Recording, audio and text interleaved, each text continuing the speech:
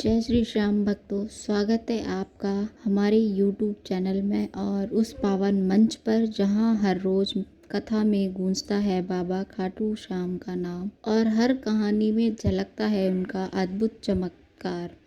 आज की कहानी है कुछ ऐसे एक व्यक्ति की जो एक टूटे हुए परिवार की और कर्ज के अंधेरे दलदल में डूब चुका था, लेकिन उसकी आस्था और 5 पवित्र वस्तुओं के साथ खाटू से लौटी श्रद्धा ने उनकी जिंदगी में ऐसा उजाला किया कि कर्ज तो दूर, भाग्य भी उनका मित्र बन गया था।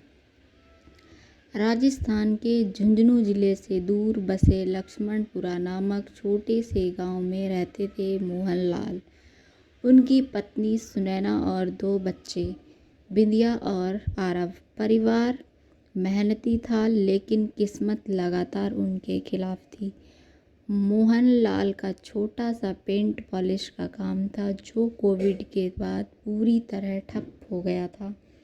गांव के बड़े साहूकार भैरवलाल से उन्होंने घर गिरवी रख कर 1.5 लाख रुपए का कर्ज लिया था, ताकि बच्चों की पढ़ाई और घर की मरम्मत हो सके। लेकिन ना तो काम चला, न कर्ज चुक पाया। धीरे धीरे वह राशि ब्याज के साथ 3,70,000 रुपये तक पहुंच गई थी। अब भैरवलाल रोज दरवाजे पर आकर अपमानित करता था और पूरे गांव में उनके नाम की थू-थू होने लगी थी। यहाँ तक कि स्कूल की फीस न दे पाने पर बिंदिया को क्लास से बाहर बैठना पड़ता था और आरव को एक सब्जी की दुकान पे मजदूरी करनी पड़ी थी। मोहनलाल अब रातों को रोता था और दिन में आत्महत्या के विचार करने लगा था। उसी समय सुनैना ने एक रात बाबा खाटू श्याम का सपना देखा। सपना इतना स्पष्ट था कि उन्होंने सुबह उठते ही प्रण लिया कि चाहे कुछ भी हो जाए वह पैदल खाटू धाम जाएंगी और बाबा से कर्ज से मुक्ति का वरदान लेकर लौटेंगी। गांव वालों ने मजाक उड़ाया, लेकिन उन्होंने परवाह ना की। 5 दिन की कठिन यात्रा के बाद जब वे खाटू पहुंची तो भीड़, भजन और भक्तों की भावनाओं ने उन्हें भाव विभोर कर दिया। दरबार में बाबा की मूर्ति के सामने वो घंटों रोती रही और कर्ज से मुक्ति की प्रार्थना करती रही। उसी रात बाबा सपने में प्रकट हुए और बोले, तू 5 पवित्र चीजें लेकर वापस लौटना, मैं तेरे घर में दरिद्रता दूर करूंगा। अगले दिन उन्होंने चरण रज, मोरछड़ी, रुमाल, बताशा और गुलाब का सूखा फूल ले लिया और हर वस्तु को बाबा की कृपा का प्रतीक मानकर सहज लिया। वापसी में रास्ते में एक वृद्ध साधु मिले, जिन्होंने कहा, इन चीज़ों की शक्ति तब प्रकट होगी जब तेरा विश्वास डगमगाएगा नहीं। घर पहुंचते ही सुनैना ने चरण रज को मोहनलाल के मस्तक पर लगाया। उसी शाम एक साहूकार, जो पहले कभी मदद से मना कर चुका था, वह स्वयं आकर 50,000 रुपये उधार दे गया और बिना किसी ब्याज के। अगले दिन उन्होंने मोरछड़ी को पूरे घर में घुमाया और आश्चर्य की बात ये हुई कि मोहनलाल को एक पुराने ग्राहक का फ़ोन आया। दिल्ली में एक नया शोरूम खोल रहा था और उसे दुकान की सजावट का सारा काम मोहन से करवाना था। सुनैना ने रुमाल में गांठ बांधकर बाबा से वादा किया था कि जब तक कर्ज ना उतरे यह रुमाल अपने पास रखूंगी।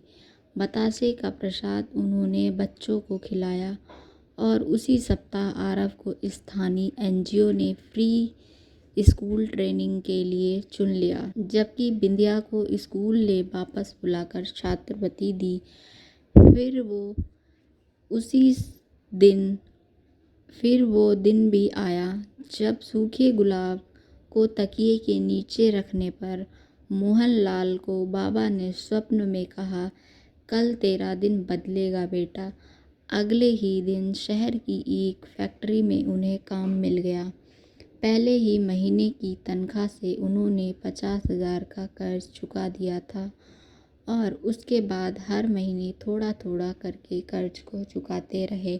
साल भर के भीतर पूरा कर्ज उन्होंने समाप्त कर दिया था और घर के ऊपर रखा हुआ लोन भी हटा दिया था।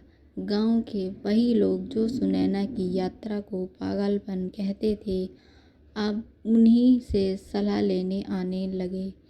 आज मोहनलाल का नया काम चल पड़ा है। आरव डिजिटल मार्केटिंग में फ्रीलांसर है और बिंदिया शहर की यूनिवर्सिटी में पढ़ रही है।